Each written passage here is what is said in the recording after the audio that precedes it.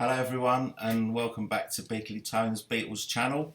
Today we're going to be talking about the 1979 Wings UK tour and the Concert for Kampuchea. I was lucky enough to be able to go to three of the Wings gigs and the Concert for Kampuchea that Wings played. And also I'll be telling you about my experience there. I'm also going to be showing you a very unique piece of memorabilia that I was lucky enough to pick up while at one of the Wings concerts. Very treasured possession of mine. So don't go anywhere. Sit back and we'll get on with it. Just before we get started, I've got to tell you the usual things. Please give the video a like, hit the notification button, and please subscribe to the channel. We're all waiting very patiently for the Let It Be boxes to drop. That will be the next video. Hopefully that's going to be arriving on Friday or Saturday, so we'll be doing the unboxing of that. And before we just get on to this video, I just wanted to mention a couple of my friends that have got channels on here on YouTube. Firstly, Beatle Dave's Beatle channel. It's a great channel. He shows you. It's very different to this one. If you're into sort of seeing lots of different versions, different countries' issues of various LPs and box sets.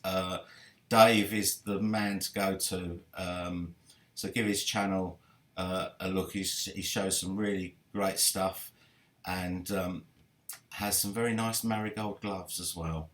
The other one I wanted to mention was an American friend of mine, Beatle Brad. He's got a great channel. He's been doing videos for quite some time, so he's got lots of stuff on his channel, lots of interesting stuff. So go and check him out as well. Okay, so let's get on with it. So it's 1979. It's probably about October time, and back in those days, we found about gigs by reading the music papers, and they would tell you, when bands were touring and stuff. And back then, to get tickets. Obviously, in the pre-internet days, you wanted tickets for a gig. You heard about the gigs in the music papers, and you sent off a self-addressed envelope, which was with a cheque for the amount. So you wrote a little letter saying, "I want so many tickets for so and so's gig on this date," and you sent a cheque with the amount of the money and an envelope with your name and address on it and a postage stamp on it, so they could send you either the tickets if you were lucky, or you got your cheque back. But this was so I'd missed out on the 1975 tour because I was just too young, and I wasn't, I hadn't discovered the Beatles by then. I was a bit late for that. So when the 1979 tour was announced, there was no way I was gonna miss out if I could help it. So rather than just send off for the tickets, they announced they were going to be doing, I think, four nights at Wembley Arena, which is the one of the big venues in London. They're also doing some smaller ones at Lewisham Odeum and the Rainbow, which are much smaller theatres. But we thought we would go for the Wembley one because we'd have more chance of getting tickets for that one, rather than sending off the stamp addressed envelope. Me and my mate, we went down there and queued up half the night waiting for the box office to open in the morning, just to make sure that we got our tickets, because we wanted to go to more than one night. And so that's what we did, and we were lucky enough to get the tickets. So when the tour was announced, um, it was basically they were starting off with some dates in Liverpool. I think they did four nights in Liverpool, and he did a warm up gig at his old school, which was attended just by the pupils of the day. Back in Liverpool, and then by the time they got down, it went from Manchester and Southampton and Brighton, and they arrived at Wembley. The first date was Friday, the 7th of December, 1979. So it was, once we got those tickets, which we were just so happy to get, it just seemed like forever. It was probably only about 5 or 6 weeks in between getting the tickets and being the actual day of the gig, the first gig, and once we got our hands on those tickets, it just seemed like forever. The date coming round, but eventually it did come round, and we headed off to Wembley, and so. If you don't know, the 1979 tour was the one and only tour with this lineup of Wings. So they had 2 new members, Steve Holley, the drummer, who replaced Joe English, and Lawrence Juba, lead guitar, who replaced Jimmy McCulloch. And they were basically touring in support of the latest album, Back to the Egg, which had come out earlier that year. So anyway, so we took up our seats in the stadium and in the arena, and the lights dimmed, and there was a flourish of horns, and then sort of before you knew it, there he was, breathing the same air in the same room as me, was Paul McCartney out of the Beatles, and it was just so thrilling to see this man, in the flesh for the very first time. I've seen him lots of times since, probably about 25 times or something like that. But you always remember your first time, he says, without any hint of innuendo. But yeah, so it's just so thrilling. So the first song that they did was Got Get You Into My Life. That was the opening number. Now he had with him for this tour, he had the same horns, the same horn section as he had on the Wings Over America tour, which was Thaddeus Richard on sax and Howard Casey on sax and Steve Howard on trumpet and Tony Dorsey on trombone. And the sets, as I said, the set started off with Got to Get Into My Life. They then went on to Getting Closer from Back to the Egg, and then he did Every Night from the McCartney album.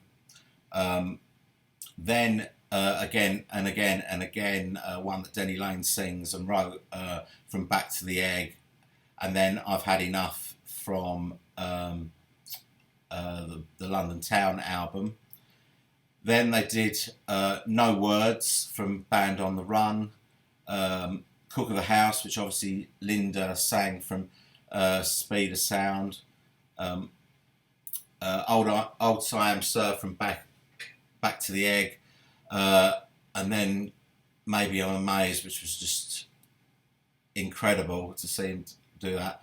And then the next song was Fall on the Hill, which was the first time that he'd ever done that Beatles song live. And he followed that up with Let It Be, which I think was the first time that he'd done that. And then he went for a really strange choice, which was Hot as Sun from McCartney. So that was three songs from McCartney. And then he went on to the punky Spin It On from Back to the Egg.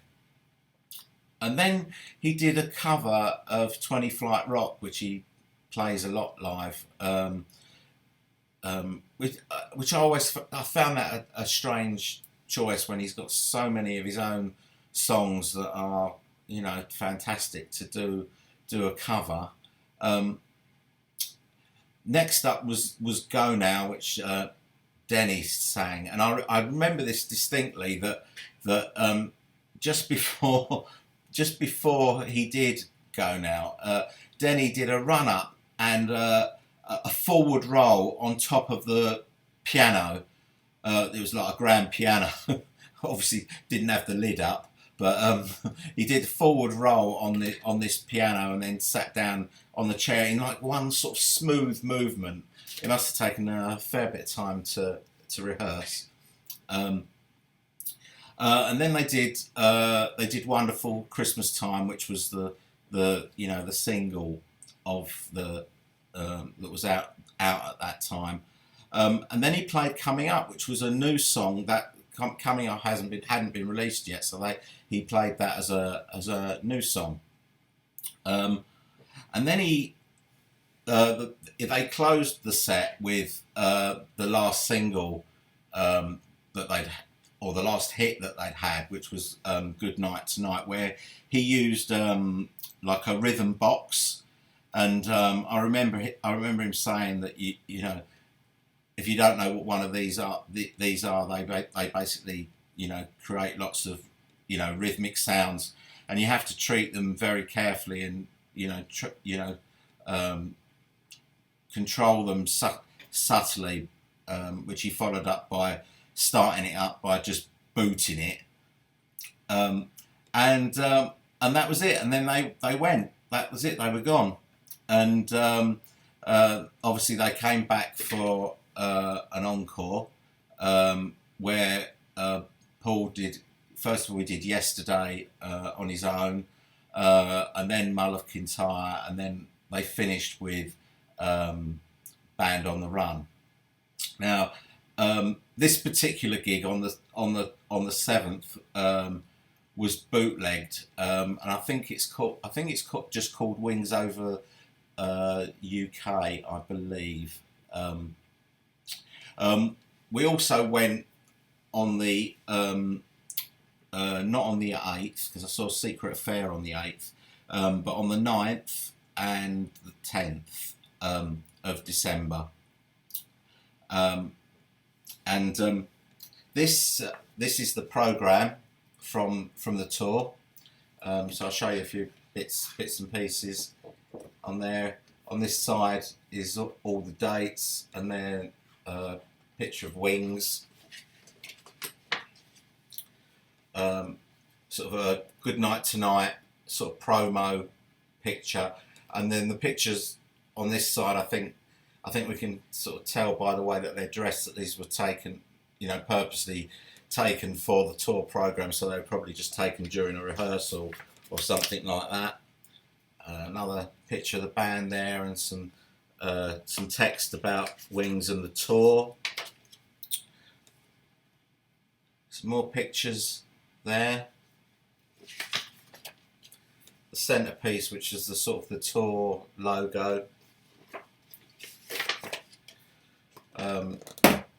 There's the introduction on this side of Lawrence Juba and Steve Holly, and then Paul and Denny on that side.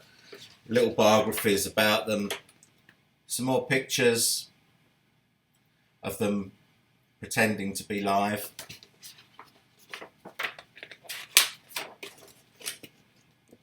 Picture on this side, I think, was taken at Lympne Castle, I think in Kent, which is where they filmed a lot of the Back to the Egg video, if you've ever seen that. And the picture on this side, a really nice picture of Paul, which I think ended up on the cover of on the picture sleeve of the Coming Up single, I think. And then sort of finally a sort of picture of sort of symbolising Wings over the UK, and then all the albums, and then the picture sleeve there for Wonderful Christmas Time at the bottom. Now I can remember, although it's like so exciting to see Paul, you know, for the first time, you know, and to be absolutely honest, like they delivered like Milkman that night. They were great. They were, he was in fine voice. He was having fun with the crowd, and it was really good. But I was a little bit disappointed with the set list because I'd sort of as I say, I hadn't seen them on the world tour, the previous world tour, but I did have Wings Over America and sort of played that to death as if it was some sort of training course for actually seeing him live. And I think there's something like about 3 songs maybe that survived that set. What was there? What was it on that set? Maybe I'm Amazed. Go Now. Yesterday and Band on the Run. So four songs from the US tour of '76. It ended up with 3 songs from McCartney. Nothing from Ram. Not that he does much from Ram even now. Nothing from Ram at all, or Wildlife, or Red Rose Speedway. Not even My Love didn't survive. No Jet and no, Let Me Roll It. I mean, you can't imagine him doing a gig now without playing those, and absolutely nothing off Venus and Mars either. And Speed of Sound, only Cook of the House. And all this, stuff had been, replaced by, lots of songs from Back to the Egg, which, to be honest, is, far inferior material to what he left out. But at least he sort of mixed it up a bit, I suppose. So I was a little bit disappointed about the set, but still, like, really, really excited to see Paul live for the first time. Then, after the tour had finished, there'd been a sort of humanitarian sort of disaster in Kampuchea. Lots of children dying from malnutrition, and they decided to put on a concert for a UNICEF to aid UNICEF in relief for Kampuchea, and sort of lots of sort of big bands of the time sort of stepped up to the plate. The Who did a night, Queen did a night. I think the Clash played during the blockheads, and Wings played. And these took place at Hammersmith Odeon, which is much smaller. Is a much smaller venue than Wembley. And we managed to get tickets for that as well.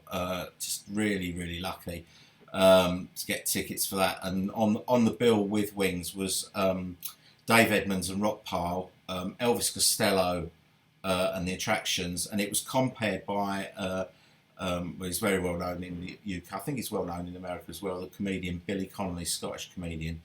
He was the sort of the compare for the night, although he didn't. I don't remember him actually doing a set. I think he just did the introductions.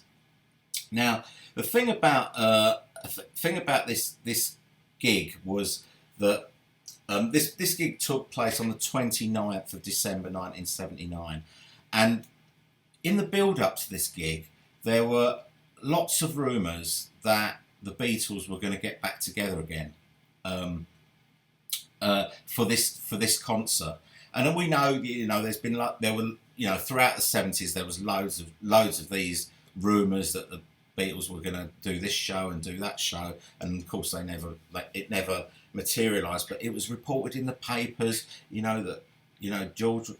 Paul was going to be in London for this concert. George was at Friar Park. Ringo apparently was in London, and John was going to be flying in to play this concert. And it all seemed really convincing, and you kind of know in the back of your mind that it's probably not going to happen. And with hindsight, you can say, well, why did we even believe that? But we did. We really thought that, if it was going to happen, it could happen for this. It was kind of, it was almost the last day of the 70s. It was going to be for charity. Uh, why wouldn't they do it if they were all in London? Why wouldn't they do it? Anyway, so the excitement for this gig was, the tension in the room was really geared towards this, and everyone was like a little bit impatient as Dave Edmunds and Elvis Costello sort of raced through their sets. Get Paul on. We want to see what's going to happen. Anyway, so Wings came on as normal, and they did their set. They did a set that was virtually the same as the one that I'd seen a couple of weeks earlier. The only difference was that they didn't do Wonderful Christmas Time, because obviously Christmas has come and gone, and they didn't do Let It Be in the main set. Anyway, so they finished with Band on the Run, and off they trot. And me and my mate, and we're thinking, well, this is it. It's going to be the encore. It's going to happen. It's going to happen. It's going to happen. And Billy Connolly comes out, and he gets a piece of paper out of his back pocket, and he says, "You people, you don't know how lucky you are about to witness what you're about to witness." And me and my mate were nudging each other saying, this is it. It's going to happen. It's going to happen. And he read out this list of people that were, the following people were going to come onto the stage. And it was, John Paul Jones and Robert Plant and John Bonham from Led Zeppelin, Pete Townsend, Kenny Jones from The Who, Ronnie Lane from The Faces, a couple of Elvis Costello's attractions, Dave Edmunds, Nick Lowe, a fantastic lineup. But no John, no George, and no Ringo.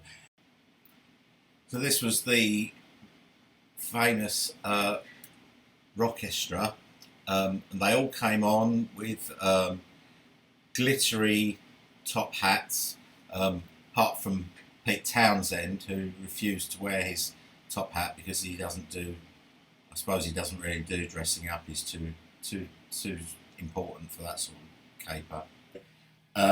So they did the Rockestra theme, and So Glad to See You Here, and Lucille, and they ended with Let It Be, and that was it. So there was no reunion.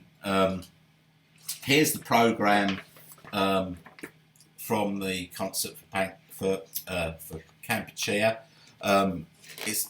It's pretty sparse because I expect it was printed rather quickly. There's just the names of all the bands that played on different nights. So Queen had a night on their own. Then Ian Jury played with the Mutumbi and the Clash, and then it was the Specials and the Who, and then it was the night I've just described. So a bit about the disaster in the programme, and pictures. Queen. I won't go through them all. The Who and the Specials,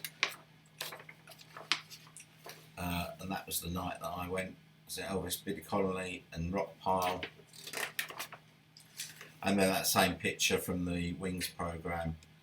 And then it says at the side here, Wings are pleased and honoured to be able to add their support to these concerts for Kampuchea. For this cause, all the help in the world is needed. And that was it. Now, so that's really the story of the '79 tour. We all know what happened next. They were due to tour Japan, take the tour to Japan, and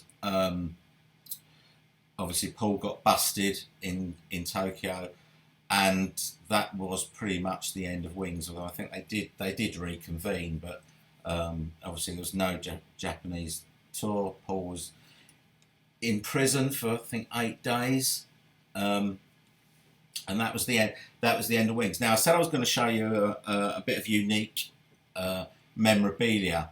So on the first night that we went there, when Good Night Tonight started, which was the last song before the encore, it's an all-seated venue, and everyone got up out of their seats and rushed to the front. Well, we were sort of, you know, we weren't that near to the front, so everyone sort of rushed to the stage, and it was all kind of standing in the aisles and stuff like that for you know, for that song. So when we went the second night, we kind of knew what was going to happen, and if everyone wasn't going to rush to the front, we were going to rush to the front. We were prepared and ready. So when it was you know, about to start Good Night Tonight, you know, we got up out of our seats and we just rushed down the front. Now at the end of the song, as they left the stage, Steve Holly, the drummer, he threw his sticks into the audience, and this is one of them. There was a big sort of, he threw this stick, and there was a big bundle, and I managed to sort of wrestle this stick from you know, it was sort of between me and another fan, and I kind of had my hands on it first, and I got the stick, and it's just I don't know if you can see. Can I show this? I don't know if I can show it. I don't know if you can see the sort of the rough bits there where it's kind of hit the hi-hat, and I keep this in like